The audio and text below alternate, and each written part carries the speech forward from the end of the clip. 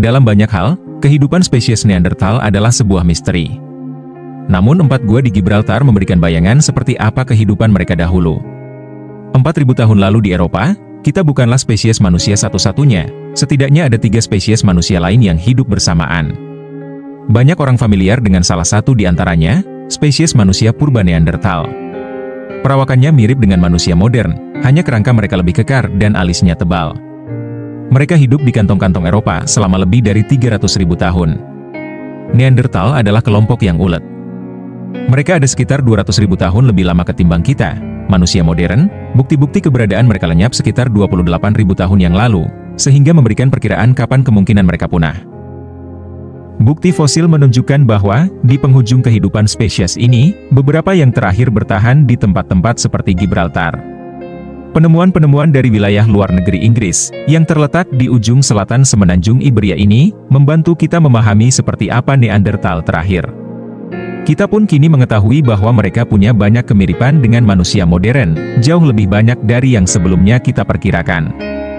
Gibraltar menerima status situs warisan dunia dari UNESCO pada 2016. 4 gua besar di situs ini menjadi daya tarik, 3 di antaranya belum dieksplorasi. Namun satu gua Gorham, sudah menjadi situs ekskavasi selama bertahun-tahun. Mereka tidak hanya bertahan hidup, kata Direktur Arkeologi Museum Gibraltar Clive Finlayson. Tempat ini serupa kota Neanderthal, terangnya.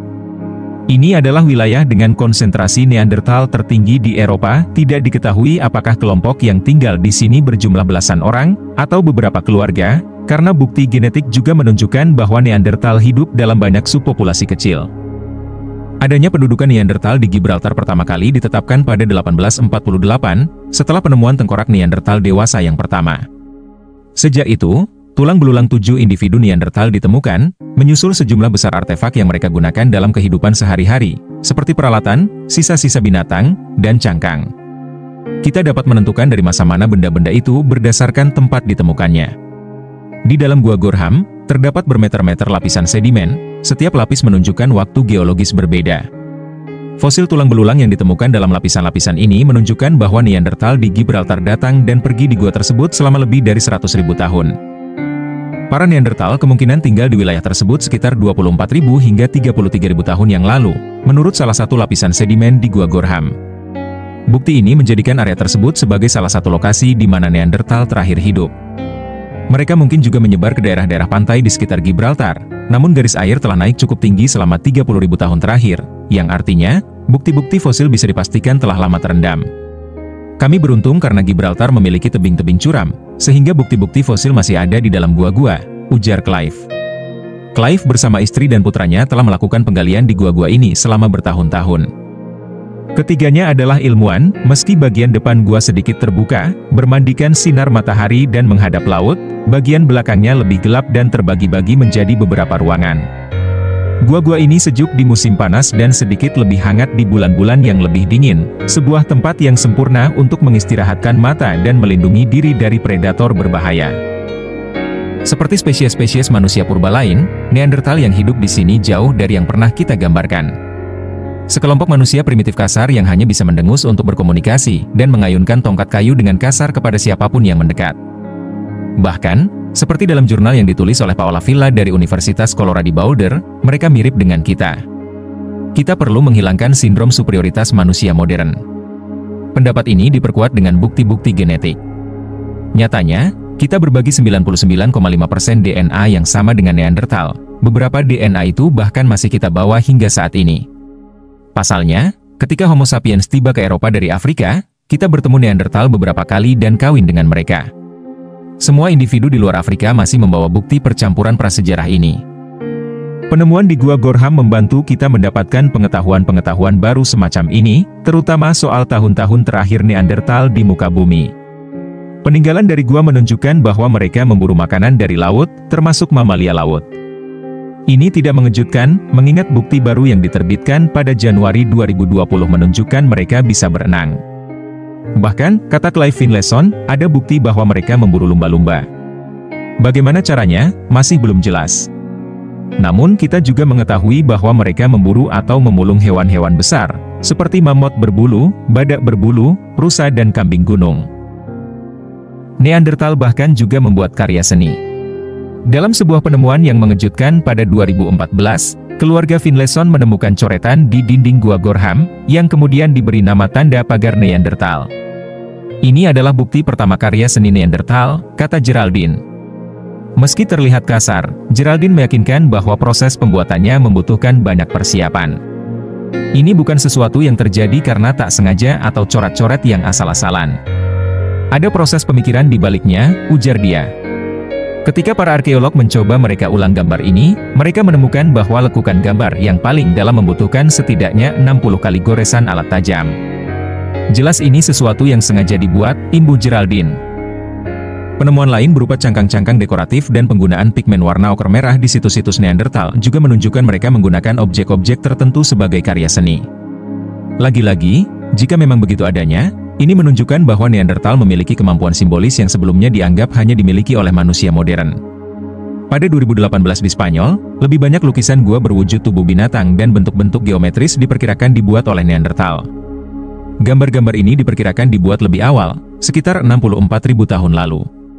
Jika mereka mampu membuat simbol-simbol seperti seni dan perhiasan, maka tidak mengejutkan bila penelitian terbaru menyatakan mereka juga memiliki kemampuan berbahasa yang maju.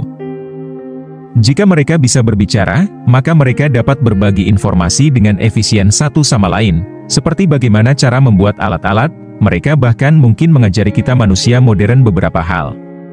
Kini ada bukti baru yang menunjukkan bahwa inilah yang pasti terjadi ketika Neandertal bertemu dengan manusia modern. Sejenis alat dari tulang, yang ditemukan di situs tempat tinggal Neandertal belakangan juga ditemukan di tempat yang hanya ditinggali oleh manusia modern. Bila kita tinggal lebih dekat dengan garis khatulistiwa, kita tidak butuh pakaian penghangat. Neandertal, di sisi lain, hidup di iklim Eropa yang lebih dingin selama bertahun-tahun sebelum manusia modern datang. Belajar cara Neandertal bertahan dari udara dingin adalah hal yang menguntungkan bagi kita. Banyak peneliti, termasuk Soresi, kini berpendapat bahwa pertemuan manusia prasejarah lain adalah hal yang penting dalam membentuk kita menjadi spesies yang sukses seperti sekarang ini. Bahwa Neandertal menggunakan berbagai alat berbeda kembali menunjukkan betapa miripnya mereka dengan kita. Seperti manusia modern, mereka berhasil beradaptasi dan mengeksploitasi lingkungan.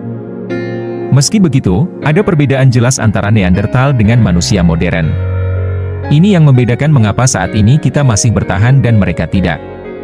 Beberapa milenium terakhir dari keberadaan spesies mereka, Neandertal menghadapi tantangan baru, tantangan yang tidak siap mereka hadapi, tak seperti manusia modern. John Stewart dari Universitas Bournemouth, Inggris, menunjukkan hasil penelitiannya tentang strategi berburu manusia dan Neandertal. Neandertal, sebutnya, tidak pernah memburu hewan-hewan kecil, seperti kelinci, sebanyak manusia modern. Meskipun ada beberapa peninggalan di Gua Gorham yang menunjukkan Neandertal berburu kelinci, Stewart berkata jumlahnya tak sebanyak yang diburu manusia. Taktik berburu jarak dekat, yang berhasil untuk hewan-hewan besar, susah diterapkan untuk menangkap hewan-hewan yang lebih kecil dalam jumlah banyak ketika makanan lain berkurang. Bukti iklim menunjukkan bahwa Neandertal hidup di lingkungan yang lebih kejam. Periode musim dingin ekstrim di beberapa bagian Eropa memaksa mereka pindah ke wilayah selatan, sampai mereka tiba di area seperti Gibraltar. Setiap beberapa ribu tahun sekali di Eropa dan Asia, iklim berubah drastis dari agak hangat menjadi dingin menggigit, kata Chris Stringer, pemimpin penelitian asal-usul manusia di Natural History Museum di London. Karena ini terjadi berulang-ulang, mereka tidak mampu mengembangkan keragaman spesies. Artinya, ketika Neandertal terakhir sampai di tempat tinggal penghabisan mereka di muka bumi, banyak di antara mereka melakukan kawin sedarah, sebuah berita buruk bagi populasi yang sudah sangat menyusut. Di saat yang sama, sebuah penelitian pada 2019 menunjukkan bahwa tingkat kesuburan mereka menurun, mungkin karena kurangnya makanan, karena infertilitas bisa disebabkan oleh berkurangnya lemak tubuh. Neandertal terakhir mungkin telah mati, namun jejak mereka dalam umat manusia dipastikan tetap ada sampai ribuan tahun yang akan datang.